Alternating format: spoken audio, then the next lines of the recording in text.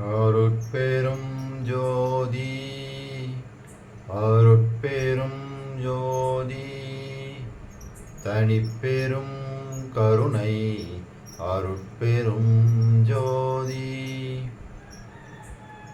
எல்லாம் செயல்கூடும் என் ஆணை அம்பலத்தே எல்லாம் வல்லான் தனையே ஏத்து. ஓம் ஸ்ரீ ராமலிங்காபயம். ஓம் ஸ்ரீ ராமலிங்காபயம். ஓம் ஸ்ரீ ராமலிங்காபயம். எல்லோருக்கும் வணக்கம். இது எனது யூடியூப் சேனலான எல்லாம் செயல்கூடும் வள்ளலார். நான் வள்ளலார் முத்து பேசுகிறேன். இன்றைய பதிவில் நாம் பிள்ளை பெருவிண்ணப்பம் என்ற தலைப்பின் கீழ் வரும் 106 110 வரை மொத்தம் 5 பாடல்களுக்கான விளக்கத்தை பார்க்க இருக்கின்றோம். முதலில் நான் பாடல் வரிகளை படிக்கிறேன், பின்பு விளக்கத்தை பார்ப்போம்.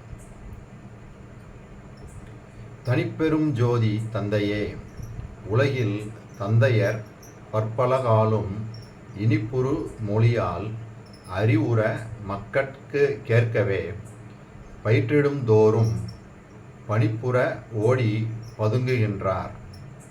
பண்பனே, என்னை நீ பயிற்ற திணைத்தனையேனும் பதுங்கியது உண்டோ? திருவுளம் அறிய நான் அறியேன். இதுக்கு விளக்கம்: ஒப்பற்ற பெரிய ஜோதி வடிவமான தந்தையே, இவ்வுலகில் தந்தையார் ஆயினார் பலமுறையும் இனிய சொற்களால் நல்லறிவு உண்டாகும் பொருட்டு தம்முடைய மக்களுக்கு மனம் கொள்ளுமாறு கல்வி பயிற்றுவிக்கவும் அவரது உள்ளம் துடிக்கும்படி வெளியே ஓடி பதுங்கி விடுகின்றார்கள். நற்பண்புடைய சிவமே, எனக்கு நீ உணர்வு நல்குங்கால் திணை அளவேனும் யான் ஒதுங்கி பதுங்கியது உண்டோ? தேவரீர் அது திருவுள்ளம் அறிய நான் பதுங்கியது இல்லை அப்படின்னு சொல்லி இறைவன் கொடுக்கும் அந்த அறிவு பேற்றை ஏற்றுக்கொள்ளாமல் தான் ஒருபோதும் ஓடி ஒளிந்ததில்லை, பதுங்கியதில்லை அப்படின்னு சொல்லி தனது நிலைப்பாட்டை தெளிவாக சொல்கிறாங்க. சரி, அடுத்த பாடல். தன்னை நிகரில்லா தந்தையே, உலகில் தந்தையர் தங்களை அழைத்தே சொன்ன சொல் மறுத்தே மக்கள் தம் மனம்போம் சூழலே போகின்றார். அடியேன் என்னை நீ உணர்த்தல் யாதது மலையின் இலக்கண கொள்கின்றேன். அல்லால் பிள்ளை ஓர் இறையும் மறுத்தது ஒன்று உண்டோ? பெரிய நின் ஆணை நான் அறியேன். பெரிய நின் ஆணை நான் அறியேன் அப்படின்னு சொல்லி இந்த பாடலை முடிக்கிறாங்க. இதுக்கு விளக்கம்: தனக்கு ஒப்பாக யாருமில்லாத தந்தையே, மக்களாகிய தங்களை நேரில் அழைத்து தந்தையர் சொன்ன சொற்களை மறுத்து தம்முடைய மனம் போல் போகின்றார்கள். அடியவனாகிய நான் நீ உயிருக்கு உயிராய் நின்று உணர்த்துவது யாதோ? அதனையே மலை இலக்காக கொண்டு ஒழுகுவது அன்றி வேறு ஒரு சிறிதும் மறுத்து ஒழுகியது இல்லை. பெரிய பெருமானாகிய நினது ஆணையாக வேறு நான் அறியேன் அப்படின்னு அற்புதமாக அந்த பாடலை பாடியிருக்கிறாங்க. இந்த பாடல் மூலமாக இறைவன் உணர்த்தக்கூடிய அந்த உணர்வு வழி தான் நின்ற அந்த நிலையை விளக்கி சொல்கிறாங்க. சரி, அடுத்த பாடல். போற்றுவார் போற்றும் புனிதனே, மக்கள் பொருந்து தம் தந்தையர் தமையே வேற்று வாழ்வடைய வீடுதா பணம்தா மெல்லிய சரிகை வத்திரம்தா ஏற்ற ஆபரணம்தா என கேட்டே இறங்குவார். இவை குறித்து அடியேன் தேற்றுவாய் நின்னை கேட்டது ஒன்று உண்டோ? திருவுளம் அறிய நான் அறியேன். இந்த பாடலுக்கு விளக்கம்: போற்றுகின்ற அடியார் எப்போதும் போற்றும் தூயவனே, மக்களாயினார் அன்பு பொருந்திய தம்முடைய தந்தையரை நோக்கி வேறிருந்து வாழ்வதற்கு வீடு தருக, செலவுக்கு பணம் தருக, மென்மையான சரிகை வைத்த உடை தருக, அவ்வாடைக்கு ஏற்ற பொற்பணிகளை தருக என்று கேட்டு பெறலாகாமைக்கு வருந்துவார்கள். இவற்றை வேண்டி அடியவனாகிய என்னை தெளிவிப்பவனே, நான் நின்னை கேட்டதில்லை அன்றோ? தேவரீர் அது திருவுள்ளம் அறிய நான் கேட்டறியேன் அப்படின்னு இதுவும் அற்புதமாக பாடியிருக்கிறாங்க. இந்த பாடல் மூலமாக ஆடம்பர வாழ்வு அதை வேண்டி மக்கள் தம் பெற்றோரை வலுத்தக்கூடிய அந்த நிலை அதை இந்த பாடல் மூலமாக சொல்லியிருக்கிறாங்க. அடுத்த பாடல், குணம் புரி எனது தந்தையே, உலகில் கூடிய மக்கள் தந்தையரை பணம் புரி, காணி பூமிகள் புரி, நற்பதிபுரி, ஏற்ற பெண் பார்த்தே மனம் புரி என வருந்துகின்றார். என் மனத்திலே ஒரு சிறிதேனும் எனம் புரிந்து துணை நான் வருந்தியது உண்டோ. மனத்திலே ஒரு சிறிதேனும் எனம் புரிந்து உனை நான் வருத்தியது உண்டோ. எந்தை நின் ஆணை நான் அறியேன். இந்த பாடலுக்கு விளக்கம், நலமே செய்கின்ற என் தந்தையே, உலகின் கண் கூடி உறையும் மக்கள் தந்தையரை நோக்கி பணமும் நிலமும் பூமியும் நல்ல இடமும் கொடுத்து தங்களுக்கு ஏற்ற பெண்ணை பார்த்து மனம் புரிதல் வேண்டும் என வருத்துகின்றார்கள். நான் என் மனத்தில் ஒரு சிறிதளவும் இவற்றை எண்ணி ஒரு நாளேனும் உன்னை வருத்தப்படுத்தியது உண்டோ. எந்தை பெருமானே, நினது ஆணையால் சொல்கின்றேன், நான் எண்ணி அறியேன். இந்த பாடல் மூலமாக உலகியலில் பெற்ற மக்கள் தம் தந்தையரை வருத்தும் அந்த நிலை, அதாவது ஒவ்வொருத்தவங்களும் அவங்க தந்தையை எனக்கு இது வேணும் அது வேணும்னு கேட்குறாங்களே, கேட்டு அவரை வருத்தப்படும்படி செய்கிறாங்க.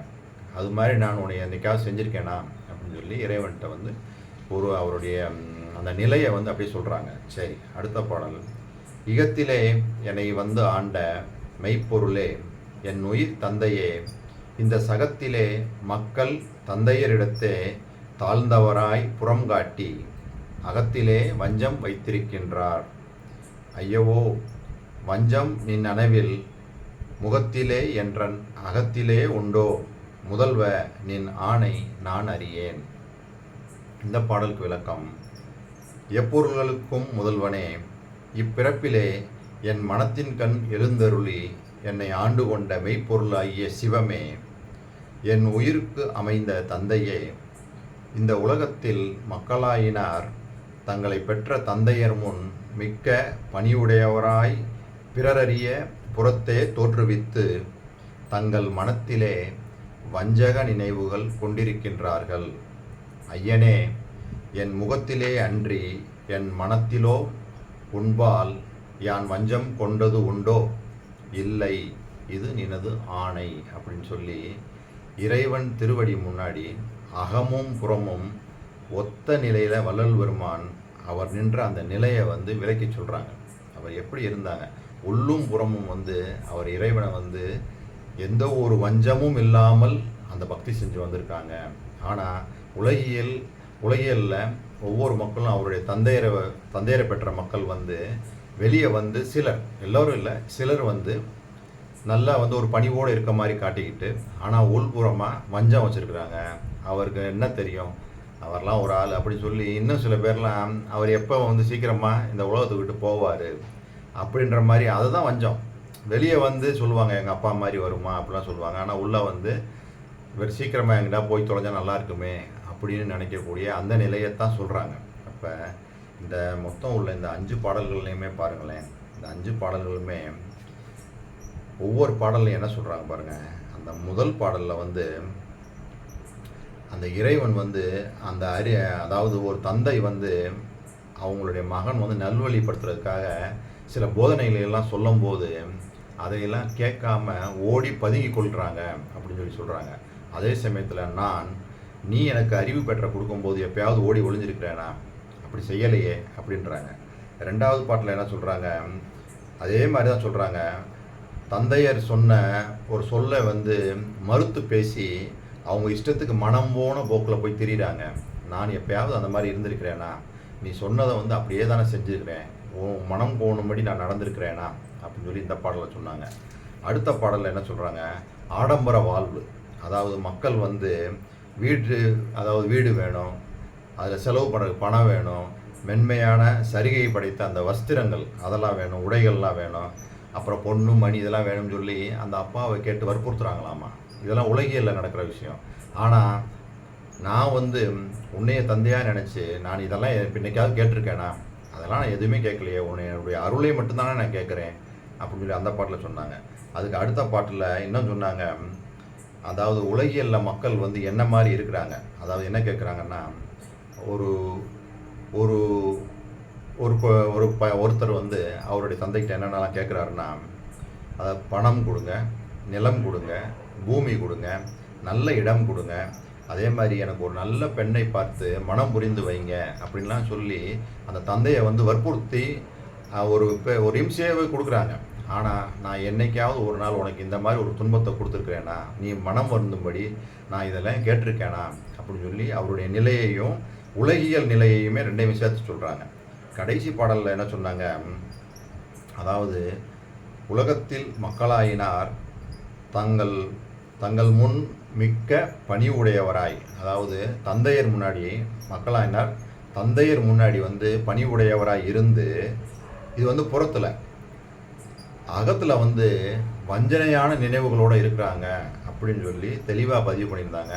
நான் இந்த மாதிரி என்னைக்காவது நான் இருந்திருக்கேனா? உள்ளும் புறமும் உன்னைய வந்து எந்த ஒரு சனத்துலேயுமே வந்து உன்னைய வந்து நான் வந்து வஞ்சம் என்பது எனது வந்து அகத்துலேயும் இல்லை புறத்துலேயும் இல்லை அப்படின்னு சொல்லி தெளிவாக இந்த பாடல்கள் மூலமாக வள்ளல் பெருமான் தனது நிலைப்பாட்டையும் உலகியலில் மக்கள் எப்படிலாம் இருக்காங்க ரெண்டையுமே அந்த கம்பேரிசன் பண்ணியே சொல்லியிருக்கிறாங்க. இது நம்மளுடைய நிலைகளும் இந்த மாதிரிலாம் ஏதாவது இருந்ததுன்னா நம்மெல்லாம் அப்படிலாம் இருக்கக்கூடாது.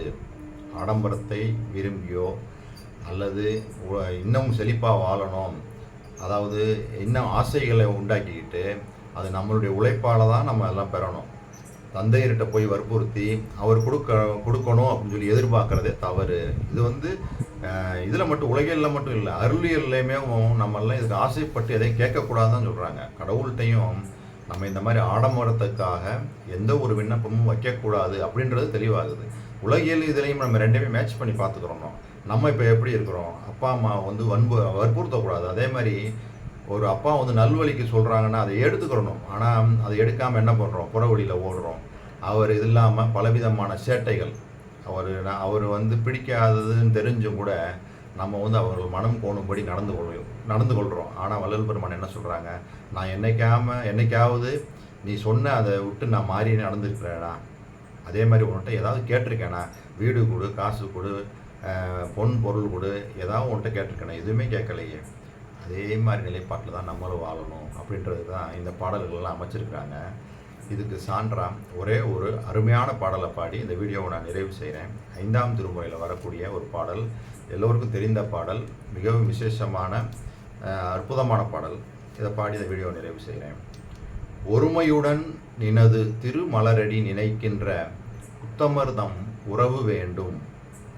உள் ஒன்று வைத்து புறம் ஒன்று பேசுவார் உறவு கலவாமை வேண்டும். பெருமை பெறு நினது புகழ் பேச வேண்டும், பொய்மை பேசாது இருக்க வேண்டும். பெருநெறி பிடித்து ஒழுக வேண்டும், மதமான பேய் பிடியாது இருக்க வேண்டும். மருவு பெண் ஆசையை மறக்கவே வேண்டும், உனை மறவாது இருக்க வேண்டும். மதி வேண்டும் நின் கருணை நிதி வேண்டும், நோயற்ற வாழ்வில் நான் வாழ வேண்டும். என்று நான் ஒருவரிடம் நின்று கேளாத இயல்பும், என்னிடம் ஒருவர் ஈதிடு என்றபோது அவருக்கு இலை என்று சொல்லாமல் இடுகின்ற திறமும், இறையாம் நீ என்றும் என்னை விடா நிலையும், நான் என்றும் உள் நினைவிடா நெறியும், அயலார் நிதி ஒன்றும் நயவாத மனமும், மெய் நிலை நின்று நெகிழாத திடமும், உலகில் சீ என்று பே என்று நாய் என்று பிறர் தமை தீங்கு சொல்லாத தெளிவும், திறம் ஒன்று வாய்மையும் தூய்மையும் தந்து நின் திருவடிக்கு ஆளாக்குவாய்.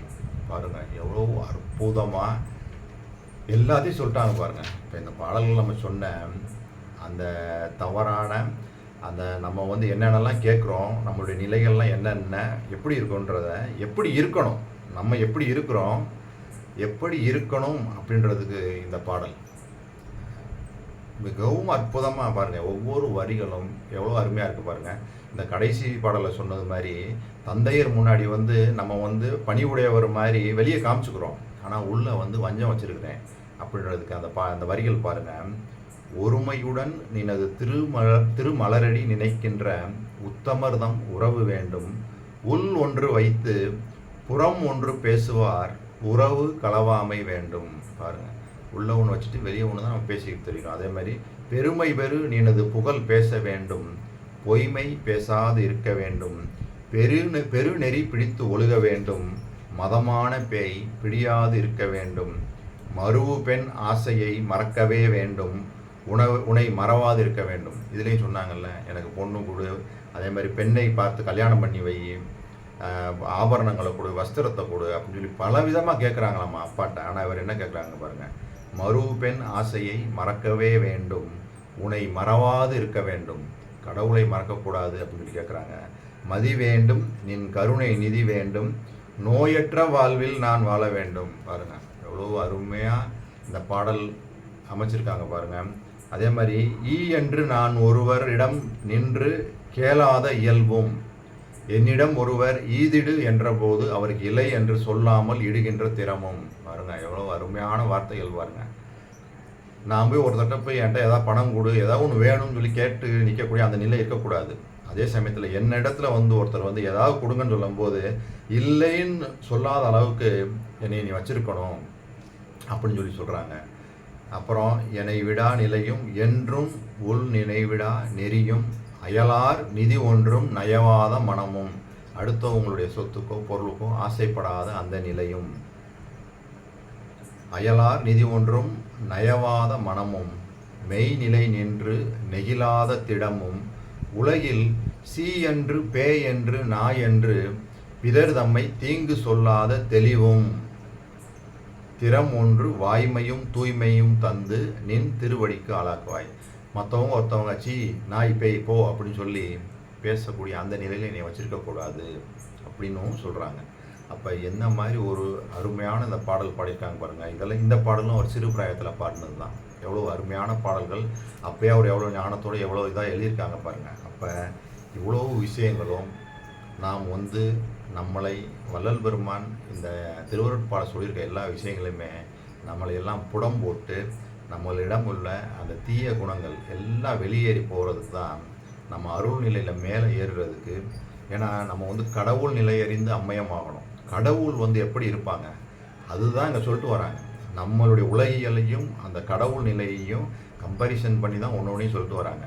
அப்போ நம்ம இங்கே உலகியலில் இருந்து இந்த மாதிரி விஷயங்கள்ல இருந்தெல்லாம் வெளியே வந்து நான் எப்படி இருக்கிறேன், இப்படி இருந்தேனான்னு கேட்குறாங்க. அப்படின்னா நம்மளும் கடவுள்கிட்ட விண்ணப்பம் பண்ணி கேட்டு நான் இப்படிலாம் இருக்கிறேனே, என்னையே இப்படி மாற்றுன்னு சொல்லி கேட்டு நம்ம வந்து என்ன பண்ணணும், நம்மளே வந்து மேம்படுத்துறதுக்கு தான் வள்ளல் பெருமான் இவ்வளோ பாடல்களும் பாடியிருக்கிறாங்க அப்படின்ற சிந்தனையோடு நான் இந்த வீடியோவை நிறைவு செய்கின்றேன். இதுவரை பொறுமை காத்து எனது வீடியோவை பார்த்தவங்களுக்கு கோடான கோடி நமஸ்காரங்களும் நன்றிகளும். மீண்டும் நாளைய பதிவில் வள்ளல் பெருமான் சொல்லியிருக்கக்கூடிய மற்ற விஷயங்களை பார்ப்போம். அருட்பெரும் ஜோதி அருட்பெரும் ஜோதி தனிப்பெரும் கருணை அருட்பெரும் ஜோதி.